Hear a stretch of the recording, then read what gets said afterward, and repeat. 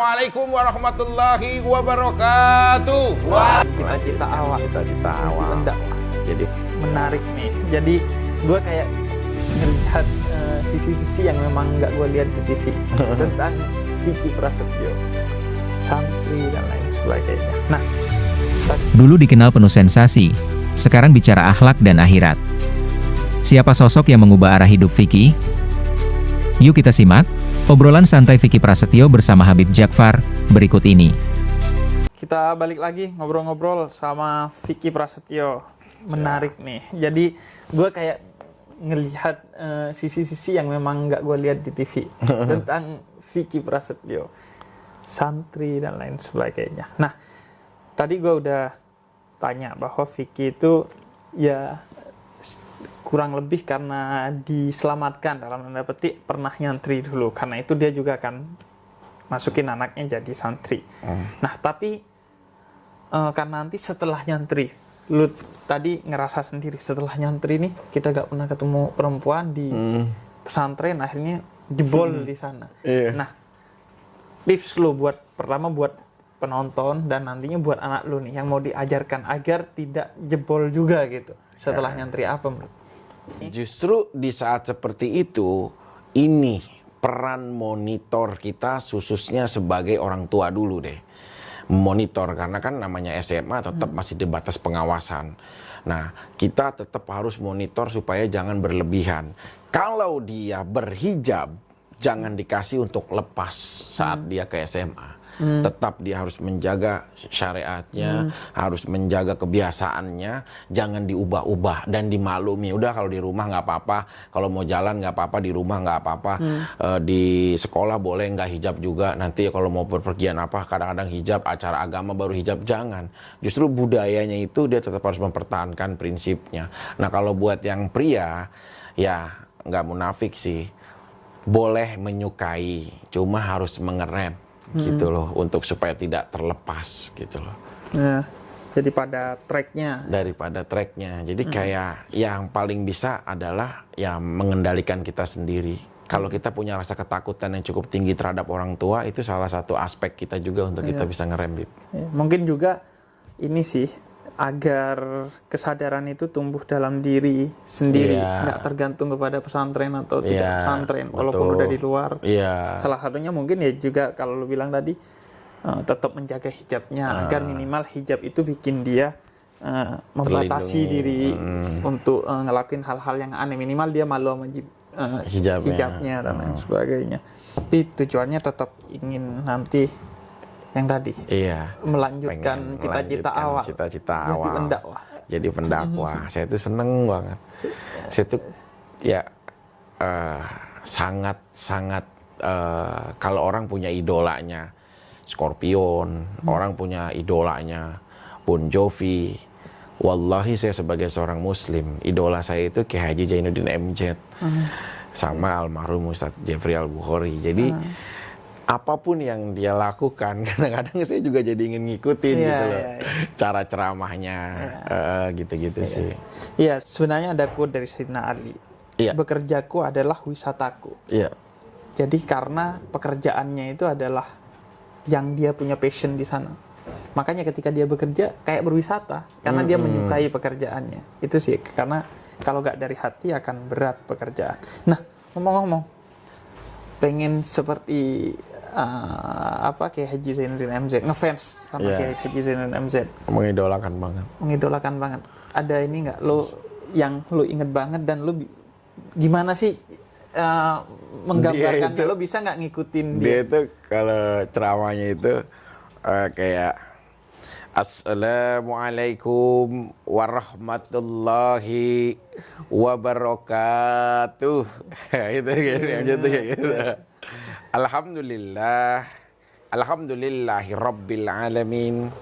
Wassalatu wassalamu ala asrafil anbiya'i wal mursalin wa ala alihi washabihi ajmain. Amma ba'du. Hakikat berpuasa adalah membentuk manusia yang bertakwa. Intinya pengendalian diri agar terhindar dari rasa sikap tercela dan memiliki rasa sosial yang tinggi. Apabila bulan ini diberi keluasan rizki, jangan lupa lah kayak gitu-gitu deh, kayak gitu deh, Beb. Itu karena memang ya nggak munafik ya, kita tuh mengidolakan banget gitu, seneng gitu loh, cara dia rileks, cara mainin intonasinya gitu loh. Kayak Tapi gitu. emang public speaking lu ini banget sih, keren banget sih. Ya berani aja, modal ya, karena kan latihan Muadoro itu kan. Terus itu berarti dulu fikisasi itu, bahasa Vicky Prasetyo itu bagian dari ini teknik public speaking lo gitu. Ilustrasi sih, Bib. Karena dulu saat kita bicara kacau, media itu bisa membesarkan dan bisa mengarahkan sesuai apa yang dia pengen, Bib. Makanya dia menaikkan dalam sekejap, menurunkan juga dalam sekejap. Tapi di saat waktu aku dulu ngejalanin hukuman, saya malah menciptakan dengan kebodohan saya sendiri.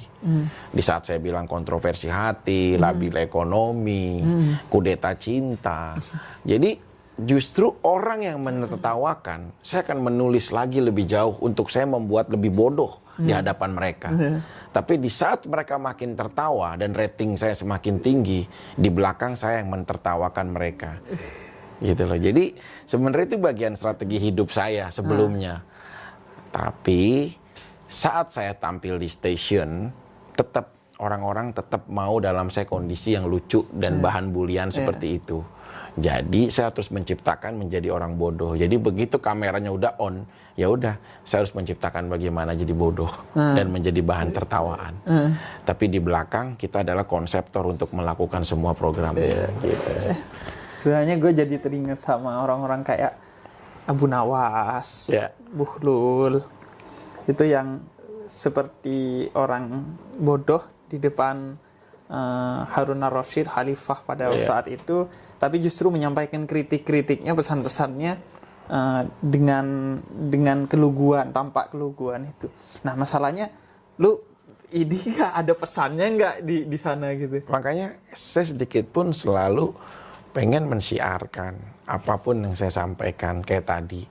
Jika orang suci memiliki masa lalu, tidak pernah ada yang menghalangi pendosa untuk masa depan. Terus saya juga ada quote, ilmu mah ada, tapi nggak pede sama akhlak doang. Jadi biar tahu bahwa martabat ilmu itu martabat akhlak itu lebih tinggi daripada sekedar ilmu yang kamu punya gitu loh. Itu quote itu sampai di viral, santri-santri se-Indonesia pada masuk nge-DM.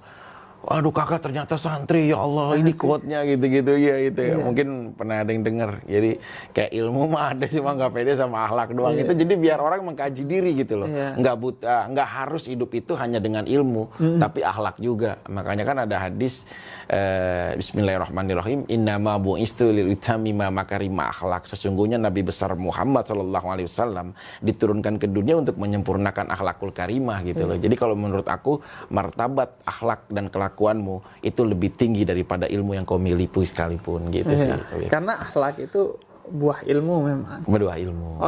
Orang pintar punya ilmu, belum tentu orang itu bisa berakhlak dengan baik. Betul. Itu yang koruptor juga orang-orang pintar. Berilmu. Orang-orang berilmu tapi nggak berakhlak. Nggak berakhlak.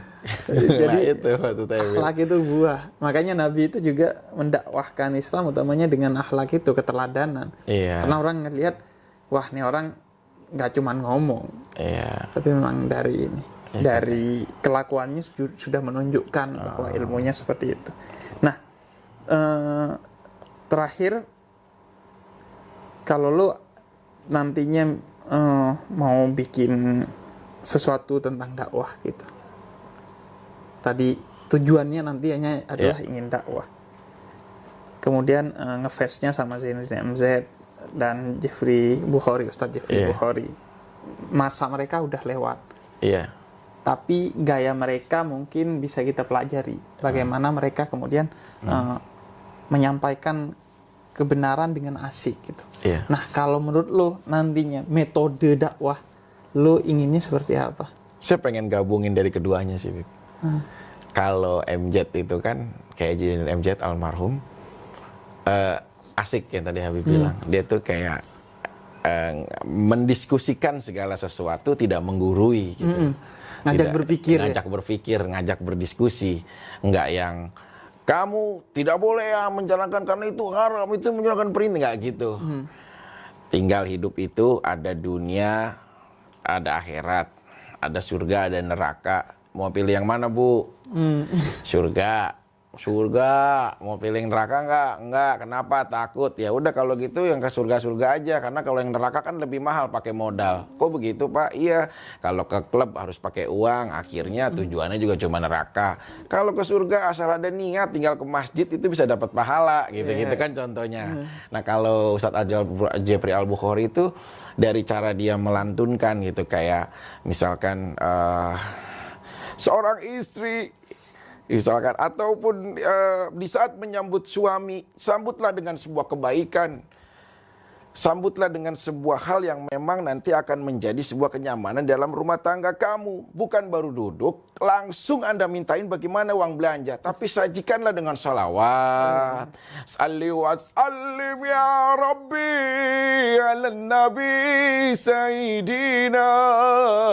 Jadi itu akan menjadi sebuah acuan. Gitu. Menariknya. Jadi insya Allah lah. Nanti sampai pada tujuan itu. Insya Allah, saya berharap seperti itu. Dalam kebaikan itu kita intinya harus fastabiqul khairat, berlomba-lomba, bekerja sama dalam kebaikan. Dan ternyata apapun yang dijelaskan kemudian kita dapat pelajaran. Jangankan dari kebaikan, dari keburukan aja kita bisa dapat hikmah, pelajaran, apalagi dari kebaikan. Thank you teman-teman yang udah nonton. Mas Vicky, thank you waktunya. Juga semuanya. Sampai jumpa lagi. Wassalamualaikum warahmatullahi wabarakatuh. Dulu dikenal penuh sensasi, hari ini berbicara tentang akhlak dan akhirat. Perjalanan Vicky Prasetyo mengingatkan kita bahwa perubahan itu nyata, bukan karena masa lalu dihapus, tapi karena hari ini diperbaiki. Kita semua punya kesempatan yang sama, memilih rahmat atau azab, memilih taat atau menunda. Jangan tunggu waktu habis untuk menyesal.